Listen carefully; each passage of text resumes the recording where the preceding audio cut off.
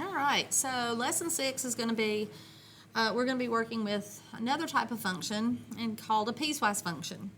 And what we'll do is we're going to identify the domain of a piecewise function, we'll evaluate piecewise functions, and we will graph piecewise functions. So the first thing we need to remember, or not remember, but know about a piecewise function is that a piecewise function is a function that is defined by two or more pieces. So here is an equation of a piecewise function. F of x, we have f of x that is defined by 1/2 x plus 2. If the x's are greater than 2, it is also defined as 2x plus 1 if the x's are less than or equal to 2. So first thing we're going to talk about is let's draw the graph. Let's sketch the graph of this, and I'm going to start with the first piece, and I'm going to actually pull these apart. F of x equals 1/2 x plus 2 for the x's that are greater than 2. So to begin, I'm just going to start out with what I know about this function or this piece. This piece is a line, and I know that this line is in slope-intercept form. So I can plot this line pretty quickly. It has a y-intercept of 2, and it has a slope of 1/2. Now, I'm going to go ahead and begin graphing this. I will go to 2 on the y-axis, which is right here. And if I use my slope, I will go up 2, I will go up 1, right 2, up 1, right 2, up 1, right 2. And if I reverse it, down 1, left 2, I get a point, down 1, left 2, and so on. So you may have noticed that I put an open circle here. If I were to take my pen and draw, this is when I really wish I had used my erasable pen, which I'm going to try to get out and use. Let me see. Where is my erasable pen? I need my blue one. Here we go. Sorry. So I'm going to go ahead and just draw this, and hopefully I'll be able to erase this. So if I were drawing this line and this line only, the line would look like this. It's about out of ink. Okay, so hopefully you can see that fairly well. So, but for this piece is only defined for the x's that are greater than 2. So if I'm looking at my graph, here is the point. I want to go to the point on the graph where x is equal to 2. So over 1, over 2, this is my point right here where x equals 2. But this piece is only defined for the x's that are greater than 2. So would that be everything to the left of 2 or to the right of 2? Well, that would be to the right of 2. So what I'm going to do is I'm going to take my eraser and I'm going to get rid of all of this right here. So hopefully, I know I'm not going to get rid of those points because I used the wrong pen. However, I'm going to erase this portion. And I'm also going to have an open circle at this point because 2 is not included for the domain for this piece. So this is what I'm working with here. This piece. So this piece is defined for 1/2 x plus 2.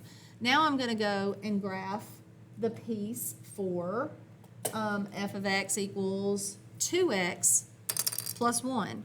So I just like to pull them out separately. 2x plus 1, but this time the x's are, this piece is defined only for the x's that are less than or equal to 2. So it's still going to be a line. I'll go up to 1, and I will use my slope of 2. So up 2, right 1, up 2, right 1, up 2, right 1. I'm running out of room. I'll go down 2, left 1, down 2, left 1. Now, if I were to draw the line, this is what it would look like. Okay? Now, I'm hoping that what you see is if I had left this portion of the first graph, you can see that these two, this does not represent a function. This does not pass the vertical line test. Right here, this function fails the vertical line test in many situations. So your graph has to pass the vertical line test for it to be correct, because this is going to be a function. So what we have to do is look at this red line, and this red line is only defined for the x's that are less than or equal to 2. So I'm going to go find the point on the red graph where x equals 2. So over 1, over 2, and I'm going to go up here. Here's the point. Now the x's that are less than 2 are all of the x's that are to the left of 2. So this is the portion of the graph that I want to keep, and I'm going to go in and erase this piece right here. So now, when you look at your graph, this graph passes the vertical line test. And if for some reason, when you get done with your graph and it doesn't look, if it doesn't pass the vertical line test, that should be a red flag. That somewhere you made a graphing, more than likely a graphing mistake. But the key is a piecewise function is a function that is defined by 2 or more pieces. You see the 2 pieces in the equation, and you see the 2 pieces in the graph, okay? And typically a piecewise function, the result ends up being not a familiar or one type of equation or function. So that's why we have a piecewise function. Now what I want us to do is I want us to look at evaluating piecewise functions, and we're going to do that 2 ways. One, we're going to use the equation to evaluate. So f of 0. So if you have a piecewise function, you know or if you have a function, to find f of 0, you know you have to substitute 0. But you don't substitute 0 into both pieces. You have to determine which piece does 0 belong to. Now remember, 0 is an x value, so that's a domain value. So 0, is 0 greater than 2, or is 0 less than or equal to 2? And since it is less than or equal to 2, then I will substitute 0 for x in the bottom piece. So 2 times 0 plus 1, and that equals 1. Now, I can go and verify that from my graph as well. So to find that value on the graph, I will go to 0. So I'm going to find the point on the graph where x is 0, which is this point right here, and that value is 1, which is what we found algebraically. Okay, let's move on to the second one. Let's evaluate f of 3. Well, since 3 is an x value, we want to determine, is 3 greater than 2, or is 3 less than or equal to 2? Well, since 3 is greater than 2, we're going to use the top piece to evaluate f of 3. And so this gives us, excuse me, goodness, 3 over 2 plus 2, and not converting this to a decimal and keeping this as a fraction. 2 is the same thing as 4 over 2, so that means this is 7 over 2. So now if I want to verify that f of 3 is 7 over 2, which is like 3.5, then I'm going to go to where x is 3, 1, 2, 3. I'll go to the point on the graph, 1, 2, 3, that would be 4, and sure enough, when x is 3, the y value is 3.5 or 7/2. Now let's talk about f of 2. F of 2, which piece, they both involve 2, but which domain includes 2? And that would be the bottom piece. So the bottom piece is the piece that I'm going to substitute 2 for, and I get 5. And let's verify. So from the graph, I will go to the point on the graph where x is 2 over 1 over 2. Now, the point on the graph is this point right here. Because it's included, it would not be this point because this point is not included for this piece. And so we see that that point is at 5. So piecewise functions are simply functions that are defined by more than one piece. The key is to recognize what the domain is and the role that the domain plays for the piecewise function. Okay? All right, so we'll go ahead and do this one. The next one, so my first piece, this is a line, and so is this. These both are lines. So my y-intercept is -4. So 1, 2, 3, here's a -4. And remember, I'm using an erasable pen, so I can go back and erase. My slope is -2, so I'll go down 2, right 1, down 2, right 1. I will go up 2, left 1, up 2, left 1, up 2, left 1. Now, as you get more comfortable with this, you can get to a point where you won't have to necessarily draw the whole thing and then erase. I want to find the point where x equals -1 on the graph. So here's -1, here's the point, and I want all the values where the x's are less than -1. So the portion of the graph that I'm going to keep is this portion right here.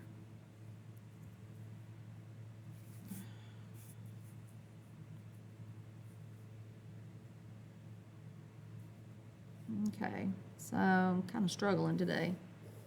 Okay, so now is -1, is the point where x equals -1 included? No, so I'm going to do this, open circle. And I'm going to put arrows at the ends of this. And there we have it. And so now for the next piece, my next piece is also linear. The y-intercept is 3. 1, 2, 3. The x's are going to be greater than -1, so I know I'm going to put a point here. My slope is 1, up 1, right 1, up 1, right 1, up 1, right 1, and so on. But I'm going to continue this, and I'm going to reverse it and continue this until I get to x equals -1. Down 1, left 1. And this point at x equals -1 is included, and so I know that this is going to be my line. And again, looking at both of these graphs, you can tell there's no red flags that are jumping out because this does represent a function. It passes that vertical line test. So now let's go about evaluating this piecewise function at f of 0. Okay, so what do you have to do first? You need to determine this x value of 0. Which piece does it belong to? Is 0 less than -1? No. Is it greater than or equal to -1? Yes. So that means I'm going to use the bottom piece, which was red. I have to do the color thing. So 0 equals 0 plus 3, which equals 3. Now if I want to verify that point on the graph, I'll go find the point on the graph where x is 0, which is here, and that is 3. Okay, what about f of -3?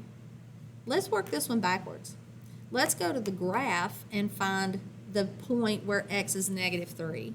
So on the graph, 1, 2, -3. Here's the point, which appears to be 2. Now, algebraically, let's see if that's correct. So -3 belongs to the top piece. So if I verify algebraically f of -3 by substituting -3, let's see what we end up with. -2 times -3 is 6, and 6 minus 4 is 2. All right, f of 1. Now let's identify f of 1. Algebraically, f of 1, let's see, 1 is, not algebraically, but graphically, let's see what we end up with. I'm going to give you a second to do that and see what you come up with.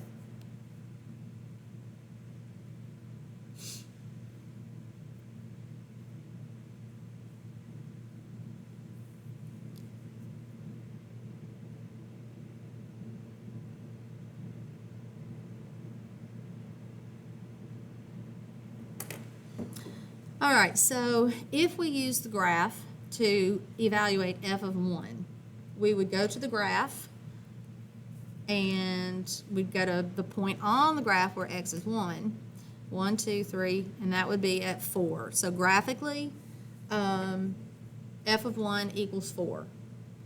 All right, algebraically, we want to determine which piece does 1 belong to. So 1 is greater than -1. So if I substitute 1 into the bottom piece, 1 plus 3, I do get 4. So, and just for the sake of doing so, 1 to 4. Oops, sorry. I hope I did not have that off the page. I may have. If I did, I'm sorry. All right, let's see what we got on the back. All right. So a couple more examples. I'll pull this down. And now what I want us to do is I want us to write the graph, write the equation for the graph. Okay. So let's see what we got. And I need my glasses, but I'll get them shortly. Okay, sorry. So I want us, notice that this graph is in 2 pieces, and I want us to put arrows at the ends of these graphs on both examples. Okay. All right, so first example, going back up here, both of these are lines, so shouldn't be too difficult. If we can determine maybe the slope, if we can determine a point, then we can come up with the equation. So here's what we got to work with. All right, first piece. We can definitely determine the y-intercept, which is good. So I know that for this piece, b equals 1.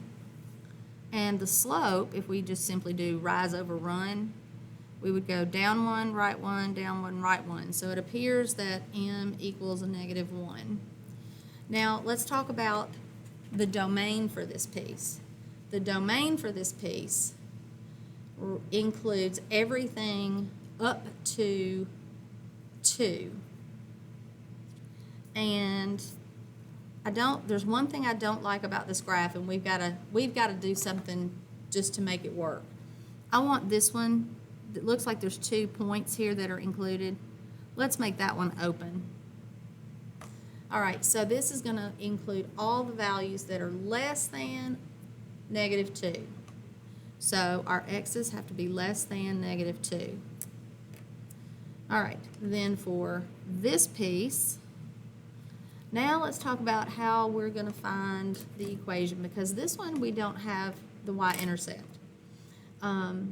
Could we use the slope? I believe it's up 1 over, I can't see, up 1, up 2, over 1, 2, 3, up 2, okay.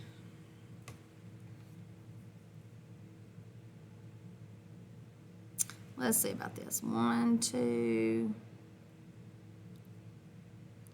almost looks like it's, I don't know,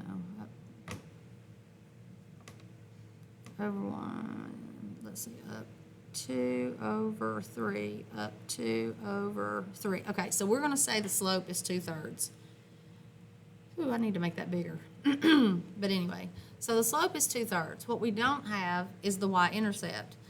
And the y-intercept, even if we were to do the down to right, well, yeah, that works. Down to right 3, down to left 3, down to left 3, we could determine that the y-intercept is 0. But I feel the need to treat this a little differently, because sometimes you can't determine the y-intercept. And I want you to be reminded that you can write the equation of a line with a point that is not the y-intercept. So let's just use this point. This point right here is over 2, up 2. So I'm going to use the point 2, 2 in just a minute to write the equation. So going back to this piece, if I write this piece as y equals negative 1x or negative x plus 1, now let's talk about this one. Because we don't have the y-intercept, or I want to treat this as though we don't have the y-intercept, we can use point slope form, which is y minus y1 equals m times x minus x1. So my slope we know is 2/3. My y value here is, and that y-intercept's not correct anyway. Okay, so substituting my y value of the point, y minus 2 equals 2/3 times x minus the x value of that point. So here we have y minus 2 equals 2/3 times x minus 2. If I want to put this in slope-intercept form, which I can, I need to do this. I'm going to add the 2 over, and at the same time I'm going to distribute 2/3. So this is what I've got. 2/3 x, 2/3 times negative 2 is negative 4/3. When I add the 2 over, adding 2 is the same thing as adding 6 over 3. I went ahead and just found a common denominator. So now this piece turns out to be 2/3 x plus 2/3. So here, that's when I did my slope a minute ago, I went down 2. I only went to the left 2 instead of 3. So the y-intercept here was actually difficult to determine. I don't have to have the y-intercept. I can just simply use a point and the slope to write the equation. All right, so this is the equation for this piece. Now let's talk about the domain. The domain starts at 2 and it includes 2. So the x's would be the x's that are greater than or equal to 2. So now let's put this all back. Let's put this together in the correct piecewise function form. All right, so f of x equals, I have one piece that is, big bracket there, one piece that is negative x plus 1 if the x's are less than negative 2. And then the second piece is 2/3 x plus 2/3 if the x's are greater than or equal to positive 2.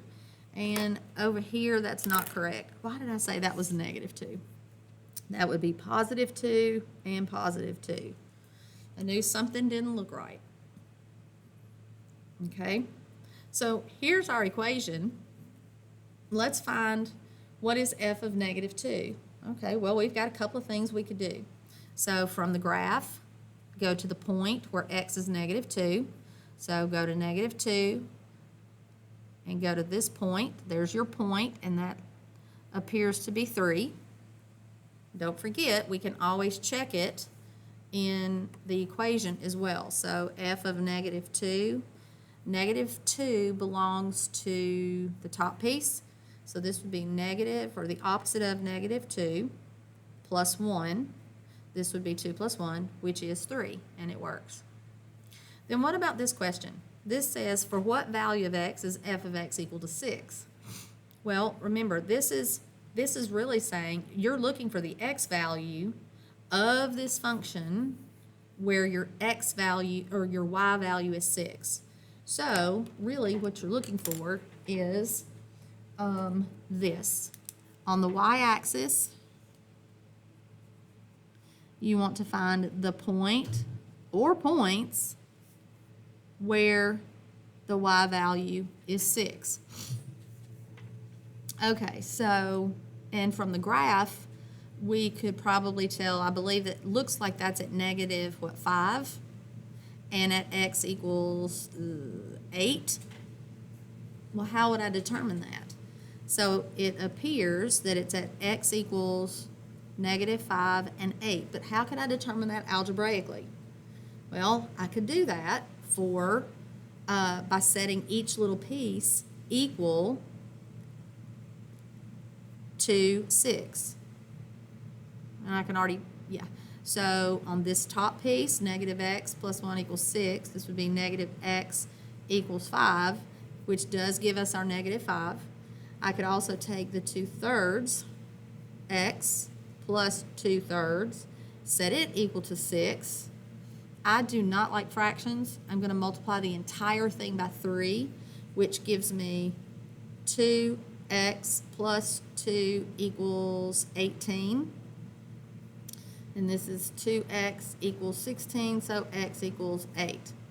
And there's my 8. So,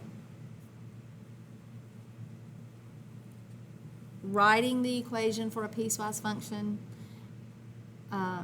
especially when they're linear, you just look at, if you can determine the y-intercept, great.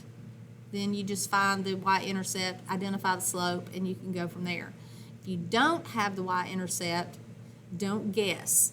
Use a point and the slope in point-slope form, and then you can get your equation. Okay? All right, so I'm going to leave this example to you guys to practice on your own, and we will come back to it.